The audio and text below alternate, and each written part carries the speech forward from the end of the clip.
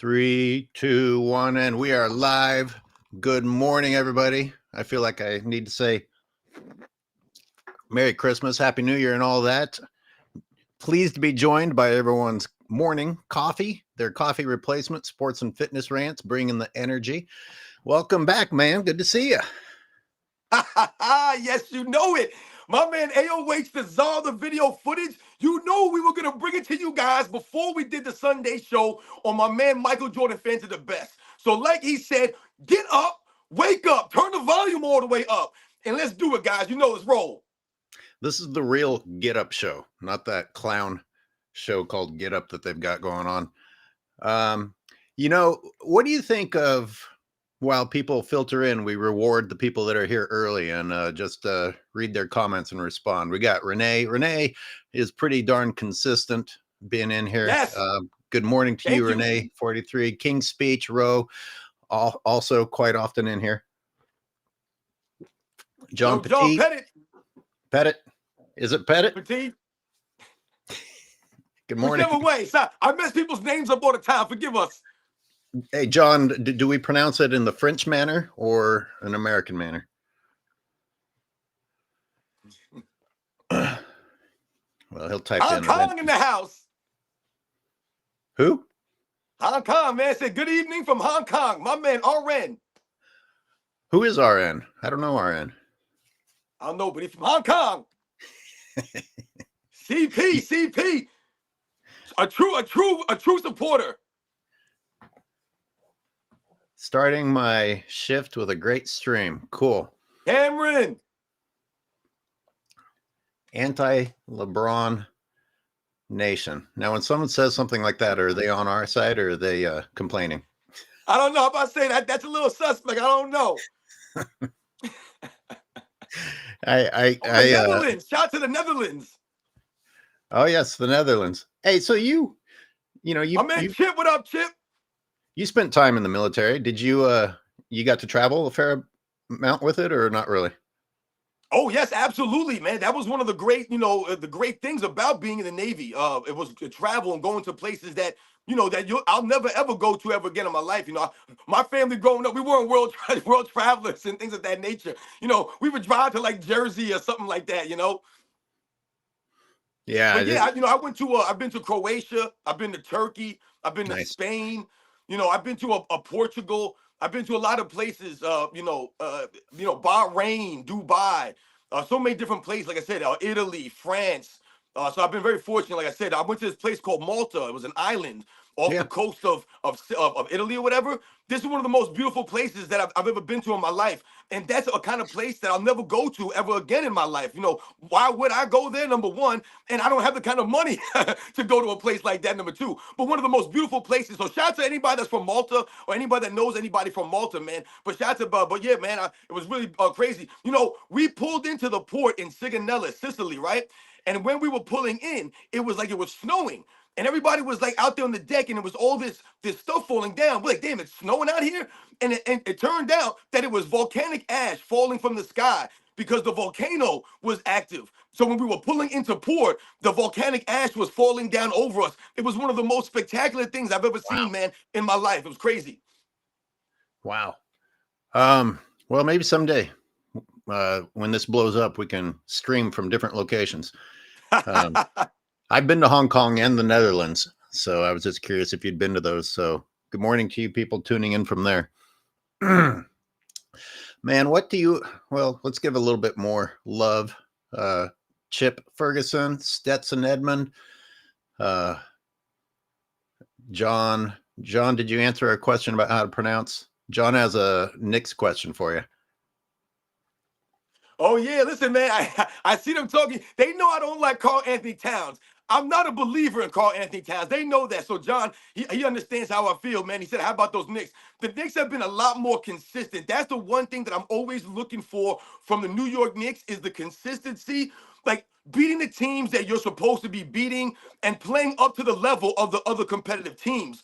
And that's what I'm starting to see from the New York Knicks. Not losing to teams that they're supposed to be beating. But once again, they beat the Washington Wizards last night, who were probably the worst team in the NBA or one of the worst teams. But they have been playing much better. So, yes, John, much respect. The Misher. Yes, Croatia is beautiful. Prague is not in Croatia. Maybe that's not what you meant, but in case anyone gets confused. Um, good morning from LB. You know what? Who do you like? I've done a comment. I've done a show on this, and is there anyone that you get excited to see? As far as NBA basketball players, Yeah. well, I think that's part of the problem, right? I think that there's really no one that you're like honed in on, or for me personally, I guess honed in on one individual player and be like, yeah, I want to watch that guy. So yeah, I can't say that. Yeah.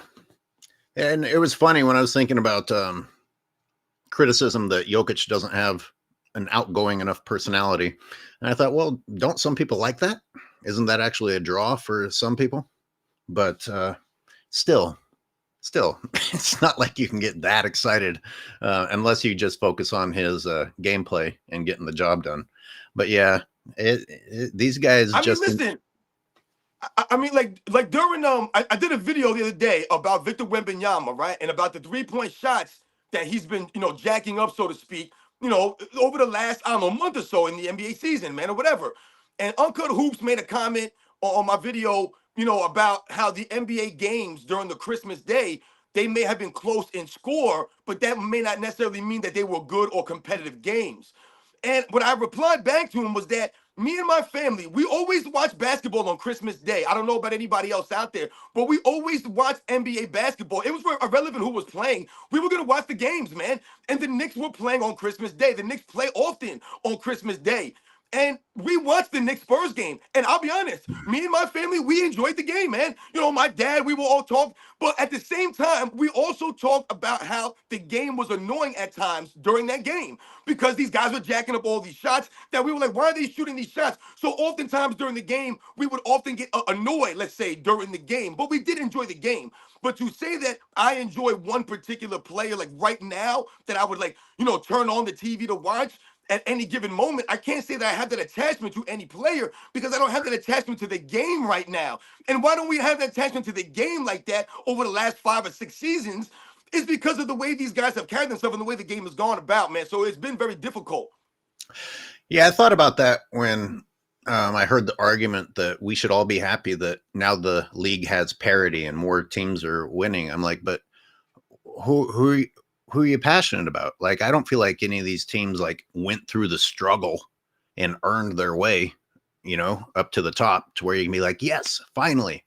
Like I would have been excited for Karl Malone and John Stockton to get a ring.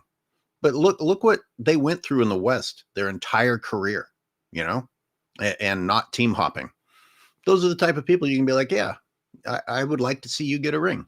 Now people choose a player. They don't really choose a team, I feel like, or at least the people on the LeBron side of it. They're like, oh, I'm going to be behind this person no matter what, and count the rings that they get as they build super teams. I just don't know how you can get that excited about that. By the way, John says that you pronounce his name Pet It. And you mentioned enjoying watching the NBA on Christmas. I remember watching the NBA on Christmas Day when Shaq went to the Heat and they played the Lakers for the first time, 2006? Yep. And that was the game with the Bynum and Shaq incident. And somebody was mentioning the numbers on Christmas Day viewership back then compared to now, and that game destroyed today. With all the excuses out there for why viewership is down, I want people to understand that there are 2 effing billion more people on the planet to help add to viewership. Like, do people wrap their heads around how big a billion is? This isn't like adding a million. It's so much more. I mean, it's crazy. 2 more billion people are on the planet than were in 2006. That many more opportunities to have people watching and adding to the ratings. And you still can't match it. I mean, how many excuses are these people going to come up with? It's a bad product. And yet you and I, watched it on Christmas. It's hard to let go of something that you used to love, right? Well, like you said, the important thing here, that thing that we're always leaning on, that it always goes back to, is when we were growing up back in the day, or even like I said, as young adults watching the NBA in the early 2000s, let's say, I often tell people the reason why the NBA was so popular is because you knew what you were going to get, so to speak, let's say. So what that means is that when you were going to tune into a game, let's say, you had the thought to, hey, man, you guys want to get together and watch the Bulls game, or you want to get together and watch the Knicks game, or you want to go somewhere and watch these guys play. Whatever the case may be, man, you knew those guys were going to be there at the game, man. They were going to be there. You knew Charles Barkley was going to be there, man. You knew John Stockton was going to be there. Michael Jordan, Karl Malone, David Robinson, Hakeem Olajuwon, whoever it was, man. It didn't matter who it was. Reggie Miller. It didn't matter. If you turned on the game, you knew that your favorite player, more often than not, was going to be there on the game, no matter what. So what does Yeah. that do? That gives you the respect of those players, man. That brings people into the game. But if people are constantly going to these games, let's say that you're a casual fan of basketball. What does that mean? That means that you don't watch the game that often. You're a casual fan. Maybe you don't know the history of the game. You know what I'm saying? But every once in a while you tune in, or maybe you bought tickets. You brought your kids there, or for yourself. And you go to the game, you turn the game on, and that player's not there. So then all of a sudden, the casual fans are not tuning into the game any longer. So all those extra people you talk about that are living in the world right now, they're not tuning into the game. But when we watched the game, when the game was hyped up, when the game had players that were doing things out there on the court, that were earning the respect, that were earning their money, so to speak, the game was at its peak, man, for a reason.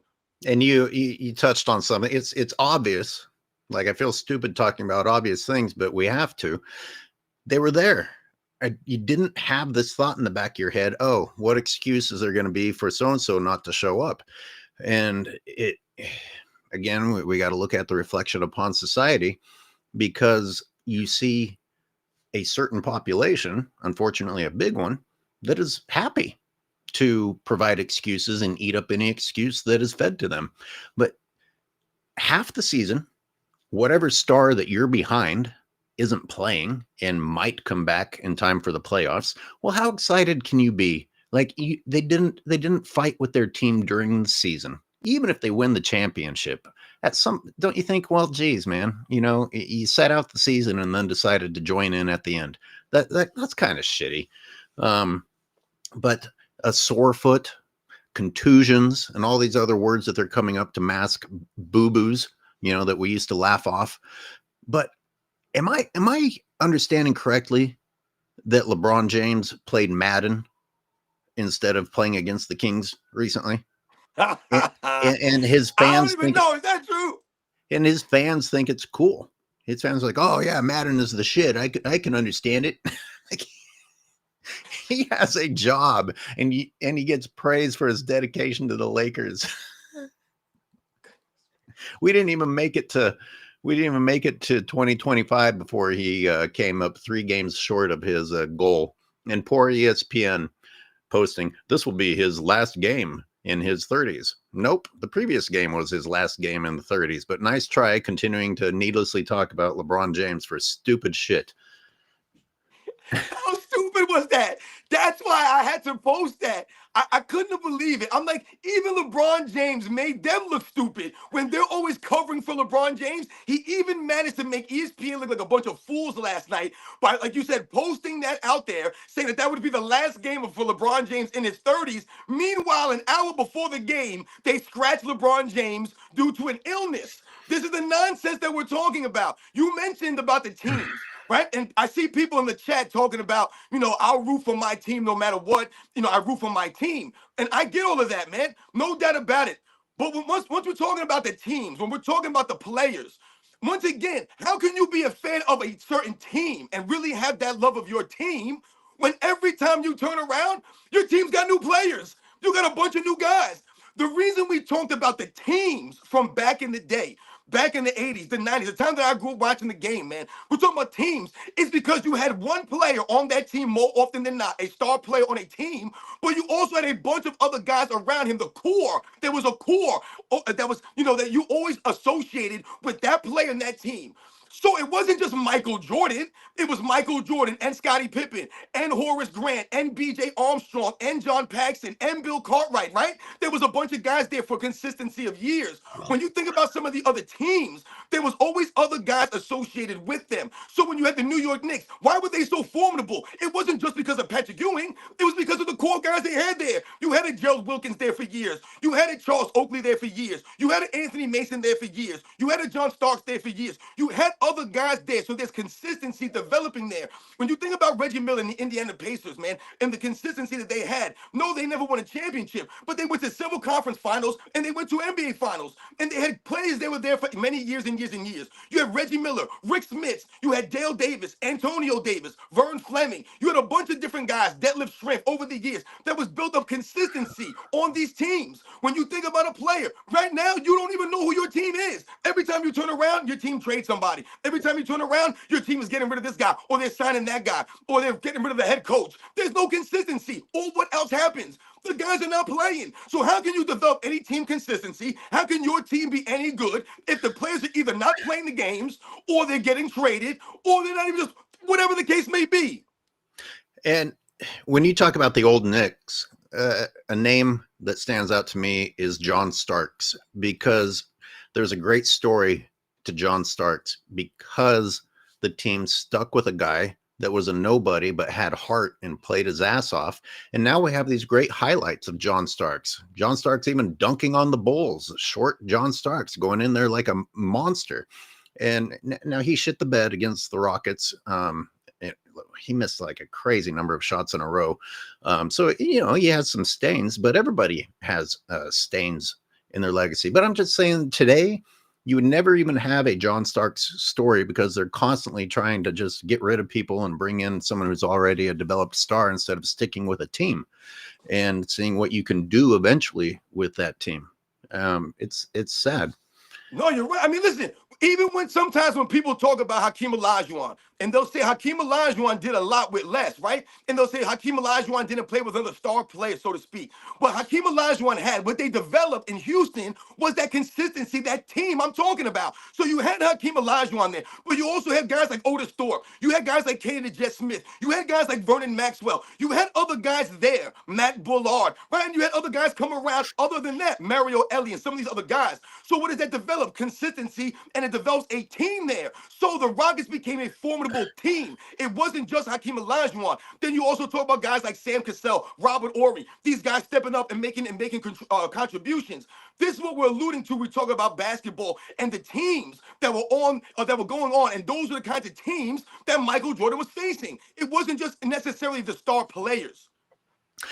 We're going to get into a lot of the problems with the NBA in the next stream on the Michael Jordan fans are the best with the full panel. I don't know if Scap will be there, but all of you that want to talk shit about Jokic, you can direct your comments to him. They better not bring him up today because it gets crazy. We'll have people calling in again. Well, I have to see. I mean, Jokic is continuing to have amazing numbers in the actual NBA, and I have to see ESPN and people like FYF celebrating Bronny scoring 15 in the G League. So I'll take a Jokic post over that shit. And he jumped. Those clowns, that whole fan base jumped on JJ Redick, blaming the media immediately. People need to just understand that there's a certain group of people that all they want is an excuse. It doesn't matter if there's any legitimacy whatsoever. Just give me an excuse. Take away the need for accountability. Please allow me to continue to be an irresponsible piece of trash. And that's who that fan base is. This is what we're talking about when we talk about the standard. They don't even hold their own favorite player to any standard. It's laughable, like you said. Can you imagine?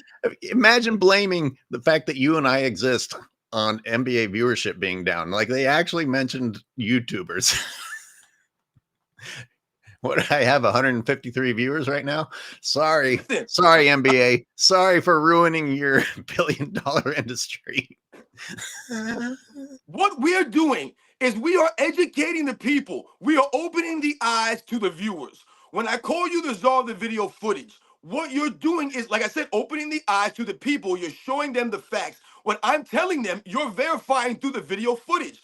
So what we're doing is we're being true fans of basketball. I don't know how many times I got to tell people this. When people try to say that we're hating on these guys or we're trying to knock the league, or hey, if you don't like basketball, then don't watch it. What you're doing with that kind of mentality is you're not holding the standard as the other all-time greats, the guys that we watched before this. This is what we're talking about.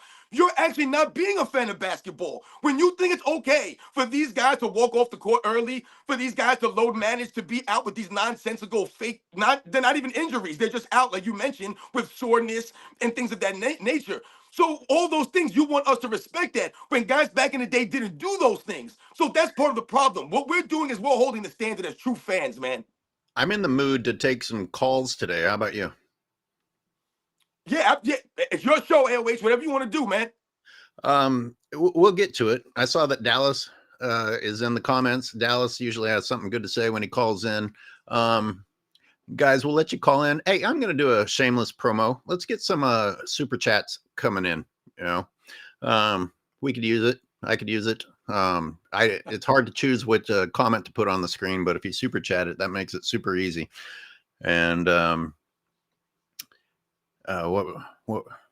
God, I had a nice excuse for asking for money there at the end, and then I lost it. But hey, so I need to vent. I read a couple of comments at the top of my videos, and I don't know if you watched my most recent one of JJ Redick and LeBron saying the exact opposite of each other. And someone said, imagine making fun of someone for their accent, referring to LeBron James saying axe is an accent. And I would like everyone watching this to join me in talking about the stupidity level of saying something like that. Look at sports and fitness, Rants. See, this is why I have that segment. I literally have an entire playlist that's 35 videos now. I just did 35, part 35 the other day. LeBron James fans say weird things because these are the kinds of things that we're alluding to. They make some of the most nonsensical statements. Like you said, they never hold this guy accountable. When I posted that thing last night about LeBron James, about how he made ESPN look silly by not playing in the game and being a late scratch to it with an illness, you actually had LeBron James fans talking about the man's played and only missed 2 games already. This will be his 3rd missed game. So what is that doing? You're literally not holding him to any standard. So like you mentioned, no matter what he does, this man could do no wrong. So it's okay for LeBron James to say before the season, I plan on playing all 82 games. I want to play all 82 games. That's a goal of mine, is to play all 82 games. And like you mentioned, 30 games into the season, you already missed your 3rd game. So you're not holding him to any standard. Instead of being like, yeah, man, this dude is being stupid. This is like holding him to any standard. Holding LeBron James accountable. Nope, you're going to make an excuse. I read Blood in the Garden. It's talking about Pat Riley's years with the Knicks. And at one point, somebody was like shooting around, but said he wasn't going to play. And Pat Riley was like, do you think you'd be able to give me 1 minute tonight? You know? And he said, yeah, probably 1 minute. Then you can give me the whole effing game. You know, get the hell out of here. Now, imagine that sort of a standard from a coach versus people justifying LeBron James being sick but playing Madden. You know, if you feel good enough to play Madden, you feel good enough to show up to the game for the fans. I guess for the fans. I feel weird saying that because I can't understand people that want to see LeBron James and his antics and his fucking unskilled, bulldozing, disgusting crap. By the way, everyone, I have a very long breakdown of the Warriors-Lakers game coming. It was hard to get done on the road. I'll get back after it today. So back to back to LeBron's accent. No, go ahead. Back to LeBron's accent that he only has for one word. Where's LeBron James from? Where did he develop his accent? That's a Cleveland accent, Ohio accent, whatever it is. No, but you touched on something though, AOH. You touched on LeBron James and the fans, and you said that it sounds silly to say that. But let's be real here. There are LeBron James fans out there. There are people that actually go to these games to see LeBron James. There are people who watch every game that he plays. There are these people who are out there. There are real, tangible people that you can meet. You can shake their hand. You can give them a hug. They're out there in society. They're real people. They are LeBron James fans. So what you're talking about is, once again, why? When LeBron James makes those comments about the NFL on Christmas and he says, "Oh, this is our day," how dare the NFL interrupt our day? Why would they do this? Why are they doing that, LeBron James? Because they see you guys are bleeding. They're like sharks in the ocean, man. And the Right. NBA is bleeding right now. So they're swarming, man, and they came in for the kill. But why can they do that? Because of what you just did. The load managing of you clowns. You guys continue to do everything that is making you guys have the reputation that you developed over the last several years. So damn you for saying the NBA has a three-point problem, and then you go out there and you jack 8 threes and you make one of the damn things. And damn you for talking about the NFL coming in on Christmas Day, and then a couple of days later you load manage with a quote-unquote illness. This is why you guys suck, man. So wake the hell up and take some goddamn accountability. And damn the commentators, damn the analysts for not calling him out for it. Because when you say something stupid on live television, you shouldn't get away with it. Just like during that interview that I was talking about, where he ends it by saying "acts," he's got this arrogant little sneer on his face, preparing what he's going to tell the reporter about. If JJ said it, then don't ask me, because I agree with everything he said. And look how clever I am. I just shit on a reporter for asking a question. And you weren't even correct, you stupid piece of shit. Yeah, not only were you unclassy and disgusting, you weren't even correct. How do you get away with being arrogant and overly confident when you aren't even correct? You don't agree with what JJ said. You shit. And you didn't defeat the NFL. Why isn't anyone destroying him for this? Let me read some comments, because I see Uncut's in there, and god damn it, I had a great question for Uncut. I was hoping he'd be on here. Maybe I'll think of it later. Uncut Hoops, man. But let me read a super chat. Thank you. He's the man. Thank you, Damon Saunier. Am I pronouncing that in the French manner correctly, or should I not? If you guys had to say what position, oh god, on the court is taking the biggest hit negatively from this era of the league, personally, I would say power forwards. Oh, you know what? When I was making the long drive yesterday, I actually listened to Johnny Arnett, and he did an interesting one about how today's fans heard that John Stockton's legacy was fake and immediately ran with it. And I was like, this is what these people do. They don't need any verification. Anything that will help the present be better by shitting on the past, they'll grab. But he also mentioned that part of helping LeBron James was more or less getting rid of the power forward position. And I don't know how to comment on that, because I have seen that they just say that it's forwards and guards now, and instead of being more specific. But like, is the power forward position gone essentially? Listen, I'll say this. You know what? This is actually a very great question. So thank you very much for asking this question. This is fantastic. When we talk about this, my personal point of view on this would be this. When we talk about the NBA and we talk about the lack of fundamentals and we talk about the lack of the overall game, the balance of the game, to me, every position has taken a hit. Think about the point guard position. Let's think about the point guard position, guys. What do we have going on in the NBA right now, thanks to a guy like a LeBron James? You have a no-system kind of basketball. Everybody's a point guard, essentially, but they're not playing point guard.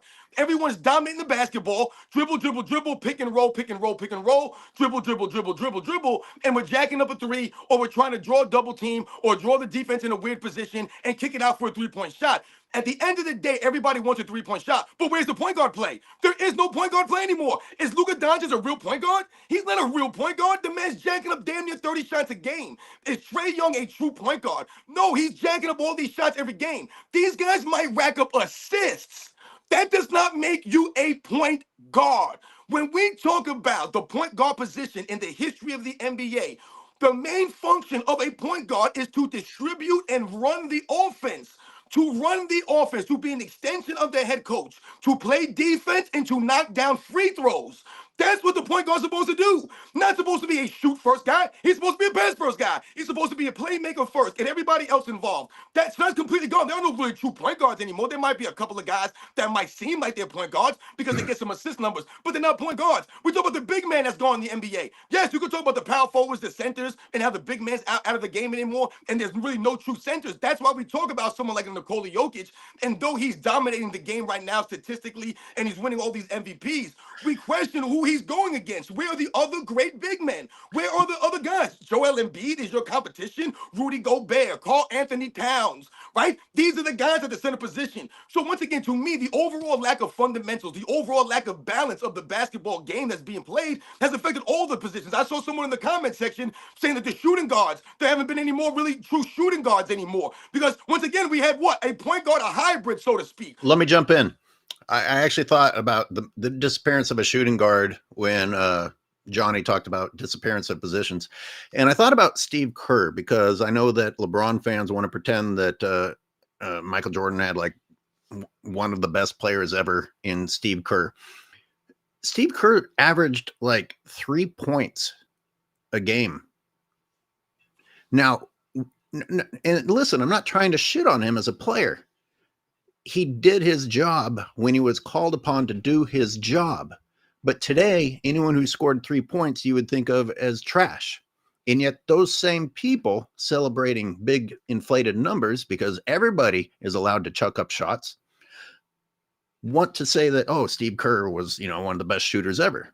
Well, I don't think it's fair to say that while you are also not understanding that Steve Kerr shot when the moment was correct for Steve Kerr to shoot.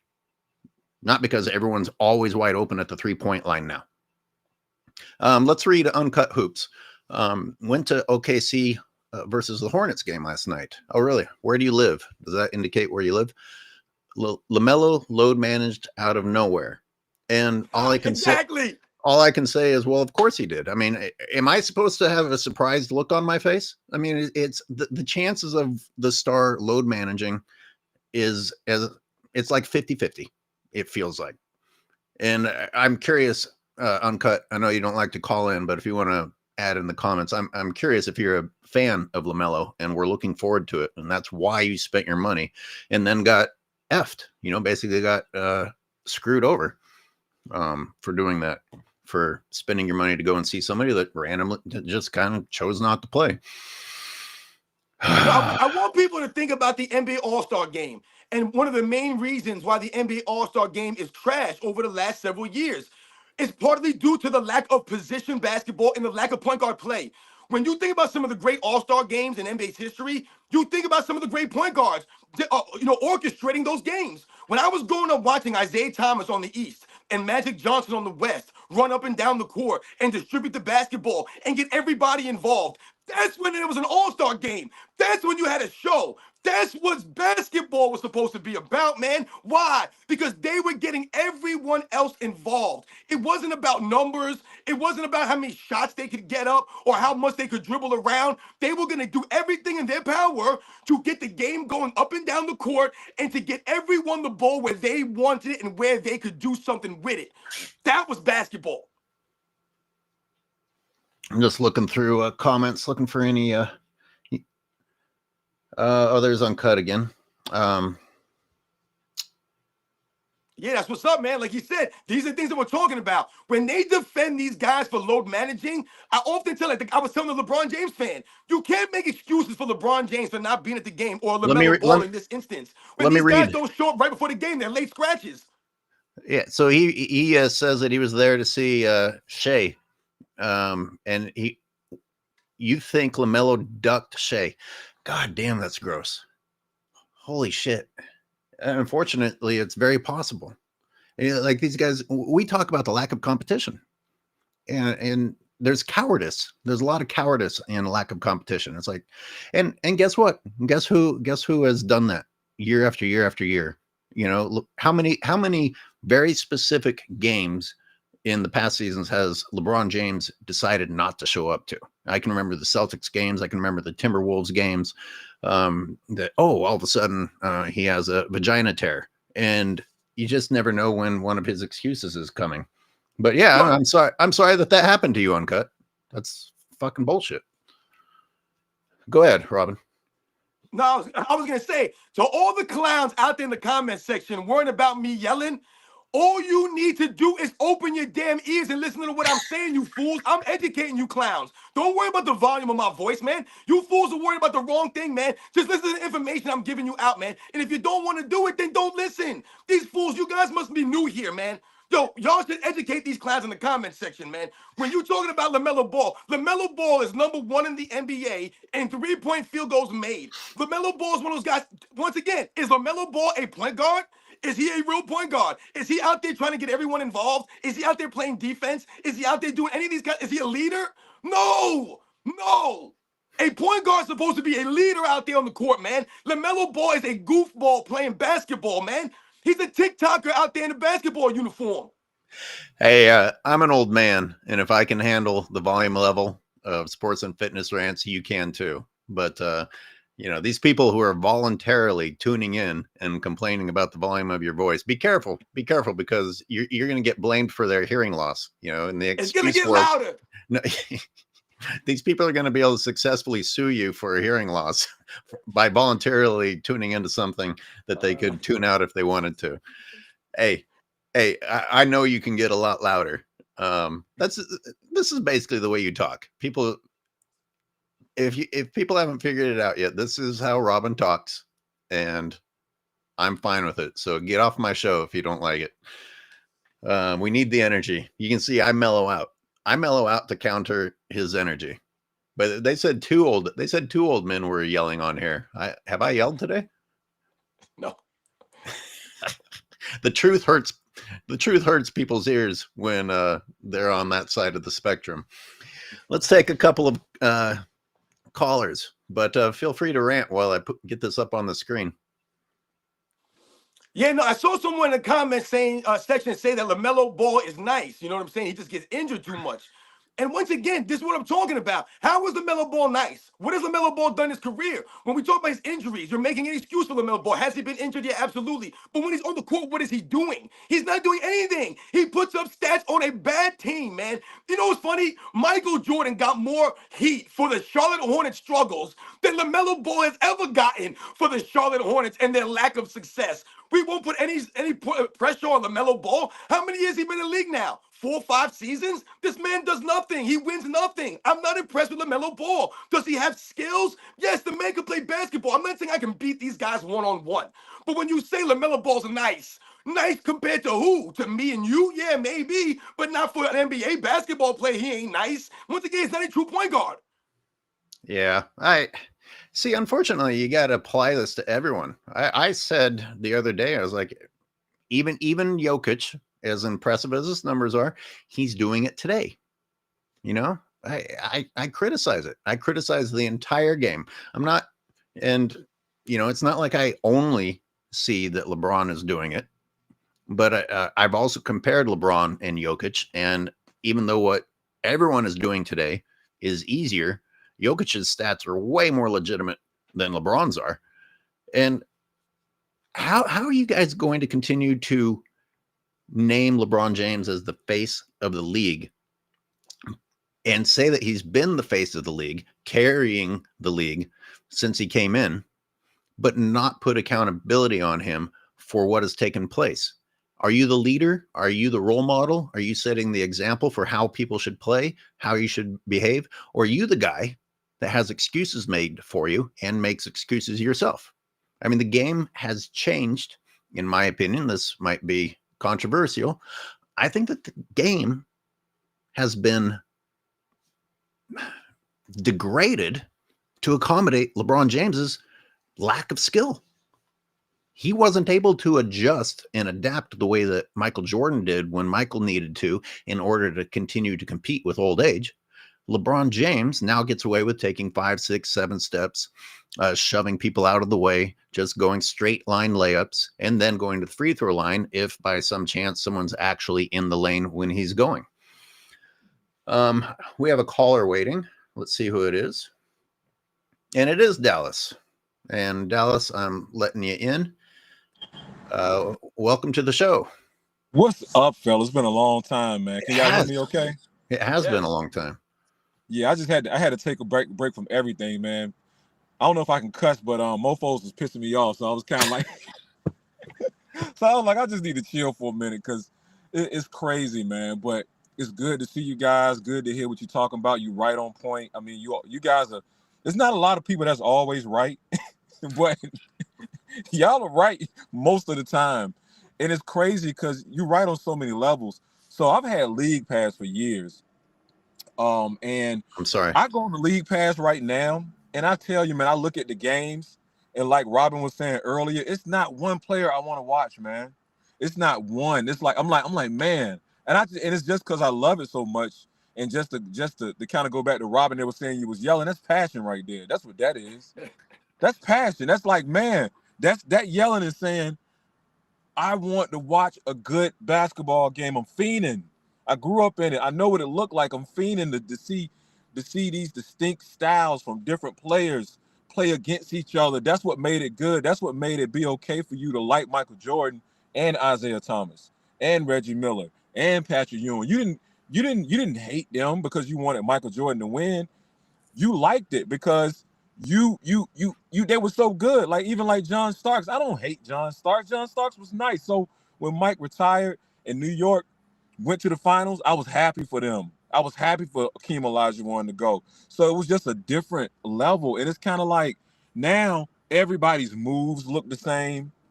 Everybody's training the same. I think I mentioned to you guys a little bit before where you go to the gym, it's always somebody training somebody. I'm just like damn, you know what I mean? Like, and then it's like when you watching the game, it's like now nobody knows what a travel is anymore. Like everybody, I was online for about an hour yesterday watching YouTube videos trying to find what a travel is, right? They're so confused now where they confused with the gather. They got this thing now where it's like, nah, it's a gather step. I'm like, I just saw this dude take 3 steps. Like, it's not hard. Like, to me, it makes it harder when you do all these things. You can just pick up like a regular layup. You pick the ball up, 1, 2, lay it up. You catch a pass. If you can catch a pass, you can't catch the pass, then take 2 steps, but you can catch it in a 1, 2 type of movement. But it's like now they've confused it to the point to where they don't even know what a travel is. And then you'll see somebody post a video of some type of impressive move on Instagram, and they'll be like, oh man, that's nice. And then in the comments, you'll see somebody say, that's a travel. And then you'll have 60 other comments like, man, you don't know basketball, man. That ain't no travel, that's a gather. I'm like, man, what in the world? But it's crazy though. Like everything you guys are saying is on point. Like even with Jokic, right? I was giving Jokic some credit, but then at the same time, I'm watching him play, and I'm like, this is due to lack of not being able to play because it's nowhere in the world he wouldn't get his ass blown off the court against these centers from the 90s. I was watching Akeem and Patrick Ewing play in the finals the other day, and I was like, man, just the sheer up and down the court that Hakeem Olajuwon, he would be done. You would have to take him out of the game. He'll be in foul trouble.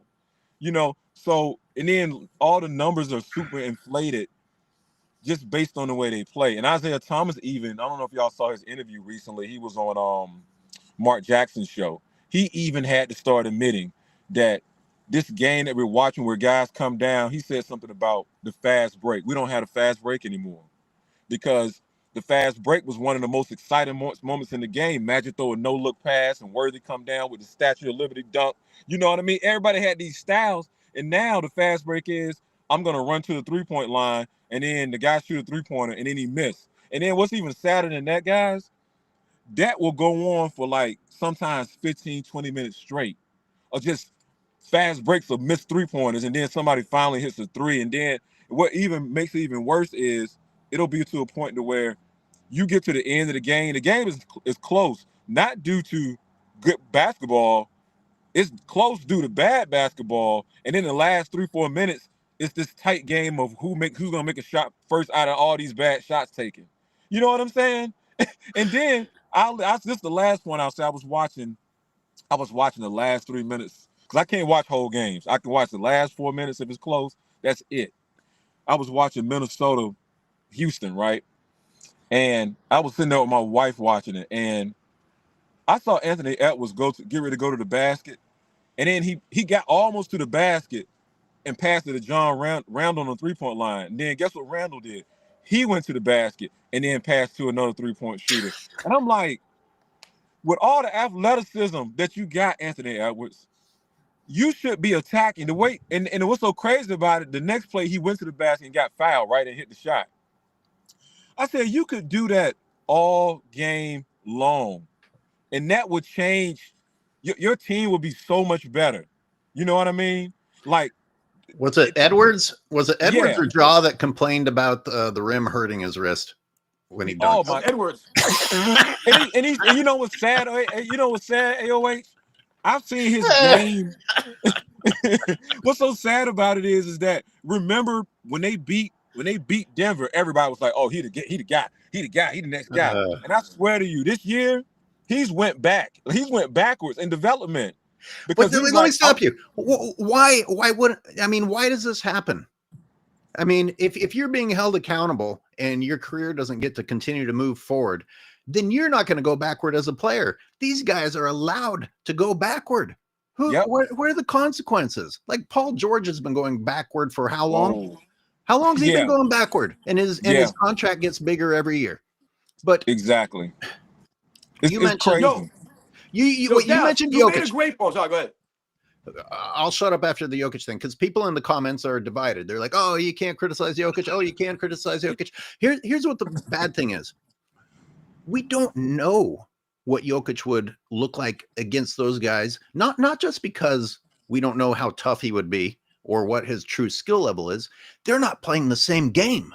We don't know how Jokic would perform when you aren't allowed these extra things, these carries, these gathers, even the Euro step today, because when I was being coached, you didn't do things like that. And it still looks unnatural to me. I understand that one's actually not a travel, but these guys have gone way beyond that now. They've gone way beyond that. And the whole just slowing down, like shifting the gears down in the vehicle as you walk up to the 3-point line, it take 3, 4, 5 steps to get into position before you're ready to take the shot. I mean, compared to how easy that is compared to someone who's at a full sprint, comes to a halt without traveling and gets off the 3-point shot. It's just, you can't, unfortunately, we can't compare them. Exactly. Even if you want to. It's not the same sport. It's not, man. Okay, I cut off both of you guys. Go ahead. No, Dallas, you made a point, a really great point that I think a lot of people, they don't really think about and they forget about. You talked about the back and forth nature about how the big man would be able to get up and down the court. Because back in the day, the game was played from baseline to baseline. Now the game is played from 3-point line to 3-point line. So like you said, some possessions, guys, by the time they turn around and run back, the guy already took them a 3. And they don't even move. They literally didn't even run. They stood in the same spot they were at because the game is played from 3-point line to 3-point line. These guys are throwing up shots as soon as they step across half court. When, like you mentioned, back in the day, the big men had to go from one block on one end of the court. They had to run all the way down to the block on the other end. And if your man beat you to that spot, then guess what? He was going to post your ass up. And they were going to get an easy basket or an alley-oop dunk. And they were going to get you up out of there. Or like you mentioned, these guys are going to get in foul trouble because they're going to be out of position. So when we talk about the game and how it's not balanced, this is part of it. Back in the day, you had to go up and down. You had to be in a lot better shape, man. So Dallas, man, Rand, you around the money. Let me speak. Y'all, I'm glad you said that you read my mind with the shape. This is another thing I'll say about Jokic. And like I said, Jokic is a good player. I'm not saying that. What I'm saying is that I'm not fooled by what he's doing in this game. Jokic would not even be able to be in that shape. He's like, if you look at Jokic, he's like I said, I'm not taking that away from him. But next, I'm gonna remind people about Jokic that's trying to take his side. The Lakers beat them in the during COVID. The reason why they beat them because they put Dwight Howard on his ass and he couldn't do anything. Why? Because Dwight Howard is an athletic center that can run up and down the court. He can jump. He can block shots. He had all type of trouble with him. That's the last time you seen someone that would just really just lock him down. And what's even sadder is another part of the game is there's no adjustments being made. Nobody says, okay, this guy's not stopping this guy. Let me take him out the game and try something else. Nobody, you just watch the game and teams would just lose of not making adjustments. Just literally just sit there like, okay, I'm not going to take Rudy Gobert out the game right now. He done dropped 5 passes, or Jokic is killing AD right now. I don't need to make a timeout and talk to AD and say, hey, this is what we're going to do and what we're not going to do. You know what I mean? Or even with LeBron, this dude can't dribble. We're going to make him put the ball on the floor. Make him put the ball on the floor. And the man looks at the effing ball. The man looks at the ball. Exactly. And I got past 7th grade. I learned not to do that. Exactly. Then with LeBron, I'm like, put his ass in a fucking pick and roll and make him play D. I be watching him play like, man, y'all just gonna just let the Lakers beat y'all. Y'all just gonna let him do whatever. And he's not even moving fast. He tries to do a little hesitation. I'm like, man, y'all got to be kidding me. Oh, right? But we've never seen anything like it. And I mean, it's not one player in the league that I can watch Cleveland sometimes, but they still shoot. You already know what's going to happen. They're going to have a good record. They're going to get to the playoffs. And they're going to have a couple of games where they can't hit all them threes, and they're going to lose to somebody they shouldn't lose to. And again, I'm going to come off as a dedicated Jokic lover, but I got to point out a couple of things because this happened in the Olympics also. When the USA faced Serbia, you had Bam, you had Embiid, you had Davis, and we had another big. They all took turns beating up on Jokic. And when we saw the Timberwolves take out the Nuggets, they had a lot of bigs. Yep. And also, when you talked about the 2020 run, okay, so you've got JaVale McGee, you've got Dwight Howard, and you've got Anthony Davis. Now, tell me who's giving Jokic a rest while he's getting beaten up by a rotating lineup of people with stamina constantly banging on him. That's true. You know, when you're banging and banging.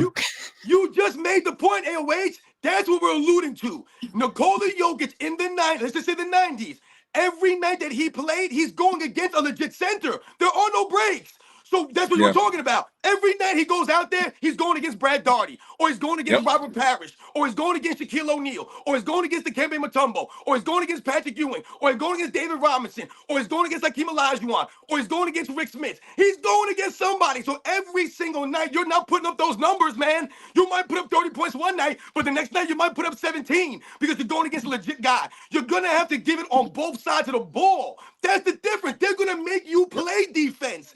He doesn't have to play defense in this era, and he can still dominate. What I'm saying to Nikola Jokic fans out there, the people that hype him up, is this quite simply. Nikola Jokic in any other era is not winning 3 MVPs, man. It's not happening. Hey, I'm gonna read a super chat. Dallas, I don't know if you want to stick around or go, but you're free to go. Call back or stick around. I'm gonna stick around for a couple minutes before I go in. I gotta ready myself to go into Target. So oh, okay. Well, you got to get pretty for Target. Damon with another super chat. Thank you so much. I have seen Giannis improve tremendously this season. He's shooting 47% from the mid-range alone. From the mid-range alone. We have a stat for that, especially elbow jumpers, which puts him as a better mid-range shooter than most guards. You know, talking about adjusting your game. If you were an NBA player and you wanted to take advantage of the current game, start shooting a mid-range because nobody knows what to fucking do when they see one. And, you know, I think, Robin, you even complimented Giannis for, not resorting to being a three-point shooter. But didn't he and Dame, was it Christmas Day or the day after that they decided to both be sick and load manage? He's still out. I talked about that. Yeah, man, he's still out with an illness. See, I can't even. These guys make it so like hard. 3 games now. They make it so hard to praise them. They make it so hard. Yeah, I'm like, it's hard for me to give any of them. Like, I like the fact that Giannis sticks with his game, but again, again, it's based on the way they play today. Like, I can only give them so much because they'll get to the playoffs and he won't hit that shot. Or he won't be able to get to the basket anymore. They'll create a wall and say, you're not going to the basket, and they'll force him to shoot. And he won't know what to do. You know what I mean? Like, he won't. This is the thing. This is what I'll say about Giannis. I like the fact when he runs and he goes to the basket and do blah blah blah. I give him credit for that. What I don't see is when times get tough, are you going to commit to just posting up? And if you don't get that shot, are you going to pass the ball and repost and continue to try to get where you want to go? Are you going to be out there trying to dribble and he'll get in that more. I'm gonna try to dribble and make and it's the same thing. Even Kevin Durant, I was watching Kevin Durant the other night. I said, man, I like Kevin Durant, but I see why he doesn't. I see why it's a problem, and it's because you got to get for him is to me his problem is he's not mean enough. No, he's not. He does things like he'll hit a couple of shots, and it's evident that hey, they need to go to you, and then Devin Booker's like, it's my turn. I'm gonna take 5 shots. Bradley Beal, like I got to get my shots. Instead of Kevin Durant saying, hey, look, give me the ball. I'll get you guys the ball. Give me the ball. He'll just rather just they'll just lose. You're like, I'm just gonna lose. I'm like, and then you'll pout, and then you may say some bullshit on Twitter or some shit. It's like, no, you got to get me. That's why you can't really fuck with Larry Bird. Because Larry Bird is mean. You know what I'm saying? Like, these guys is mean. Charles Barkley is mean. He's gonna say something to you in the game because he's the team leader. Like you guys said, he's the leader, and he's showing it with his play. He's not just saying I'm the leader like a LeBron James and then turn the ball over 4 or 5 times. He's saying, hey guys, you can put it on me. I'll get buckets. I'll create plays for you guys. I'm gonna pass you back the ball. Not everybody is that guy. So if you accept Kevin Durant for what he was, because if you go back and look at the 2012 finals, which were also rigged, but you see that it was actually Westbrook who was the alpha and was taking more shots. You would think it would be Kevin Durant, right? But no. I mean, they were basically all children at that point in time facing the Heatles. Those are some pretty unsurmountable odds by themselves. But Durant worked with the Warriors. Why? Well, Curry wasn't like crazy, I have to have the ball. They like to share the ball. But because they have a natural tendency to share the ball, Durant never had to try to be an alpha and say, hey, give me the damn ball. It was already going to come to him. So he was allowed to be Kevin Durant. And then later on, people were like, oh, Kevin Durant's just a bus rider. And then he got butt hurt and tried to like say, well, maybe I should be considered better. No. You're a very talented player who fits in nicely in a system, but you are not the man. You are not the dog. You are not the alpha. And it becomes a problem when all of a sudden they hear these things. People are whispering in their ear, hey, man, you're an alpha. You should be demanding more respect.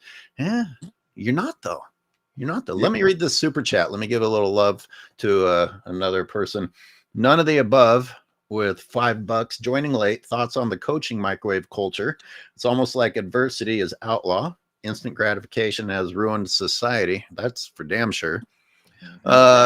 Commissioner Dynamo had a pretty funny video of talking about the firing of coaches. I mean, we've been saying this for so long. I don't even know what you say anymore. It's obviously the blame game. Unless the player, unless we're talking about a certain player who's untouchable, and then you can't blame him. But listen, that's part of what we talk about, the accountability. They don't put the accountability on the star players. They put it on the coaches now all the time. And yes, sometimes the coaches are to blame. I get that, man. But oftentimes, like we're talking about, they don't allow the coaches to have any actual consistency with their teams. They're moving parts all the time. The star players are always disgruntled. These guys don't want to be coached, really. I laugh when the LeBron James fans talk about Michael Jordan having Phil Jackson, or this player having a great coach, or that player having a great coach, as if LeBron James has been coachable throughout his entire career. Like he would thrive with a quote unquote great coach, because he's had great coaches like Eric Spoelstra. He's had quality coaches like Mike Brown. But what has happened? There's always been some kind of issue there. Remember the guy David Blatt? Has anybody seen David Blatt? Where's David Blatt gone? The man has disappeared from the NBA because of LeBron James. Yep. And speaking of blame, I heard Rob Pelinka is on the chopping block, and I want credit. I called this before the season started because they've run out of people. And that piece of trash, Nick Wright, actually set it up in the offseason and was saying, oh, let's blame Rob Pelinka. Man, can you imagine? This guy is bent over backwards, did absolutely everything that LeBron's ever wanted, or maybe Genie's bus is to blame. I'm not sure how to place the blame here. And just scrambled his ass off to try and save the Lakers from the Westbrook move that was LeBron's fault. Mm-hmm. He rescues them from that, and then he's forced into bringing in Bronny, and he's still on the chopping block. Can any of you GMs out there finally realize that there is no happy ending with LeBron James? You are always effed in the end. You are always effed. You're right. It's sad. I don't mean Diddy Party effed in the end, not that end, but it's sad though. It's sad. Even watching the Lakers, I just don't even like their team. Their team, it's just like you said, it's too much movement. It's nobody you can just really watch and enjoy. It's not a star that you can kind of want to follow. If they were likable, LeBron James's behavior rubs off on them and they become unlikable. Like I already know Dalton Connect's not going to be likable within a year. Reeves is hard to look at. Like he was like about as douchey looking as could be. And then he said, hold my beer, and came out with that headband and is somehow managed to look like an even bigger douchebag. That guy hurts my fucking eyes. Yeah, you're right. It's like you said, they become.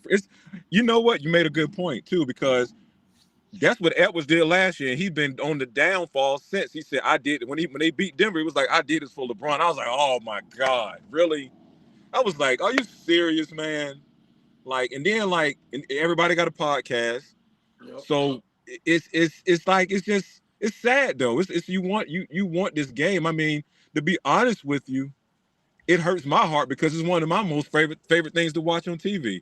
I get kind of tired of watching streaming movies myself. It doesn't hold my interest. So I want to see good basketball, on some level. So it's kind of sad that we can't get that. It's just so hard to get it. And I think the ratings went down because, again, like AOH said, the focus has been so much on LeBron James for the last 20 years that nothing else has really been able to develop. You mean you had Golden State, but even then, they tied LeBron into that. You know what I mean? They tied him. It's not a rivalry. They won one time, so it was really not even a rivalry. But they tied him into that. It was more. They were more impressed with him getting to the finals 8 times than Golden State and what they were doing. So it was kind of. It's just the last 20 years is just exhausting to kind of create this narrative, and now trying to correct it and pick up the pieces and try to find a star to follow. Who is it going to be? It's like, I don't know. It's like, even when I look at high school stuff right now, they've even ruined that.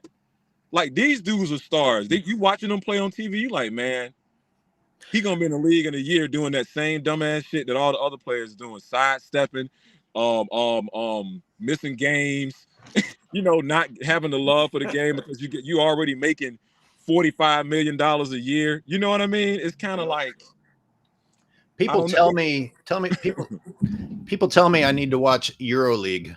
But I mean, I'm not gonna do that. But have you guys tried it? Do you know? Yeah. Is it more fun to watch?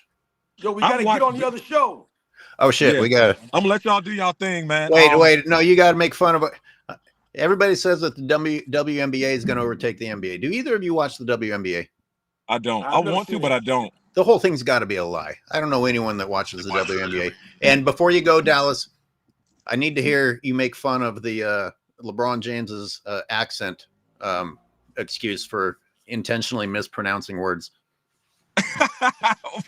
Hold on. I don't even know anymore. Okay, at the beginning of the show, I was talking about a LeBron fan hating on people for saying, "Oh my God, I can't believe you actually made fun of someone's accent." And it was where LeBron, LeBron in the recent years has gone out of his way to replace the word "ask" with "axe," and Oh Lord, and they called that an accent. that's crazy. Man, that dude makes you just man, he just like even with the Christmas day in the NFL games, like why is you even saying that, dude?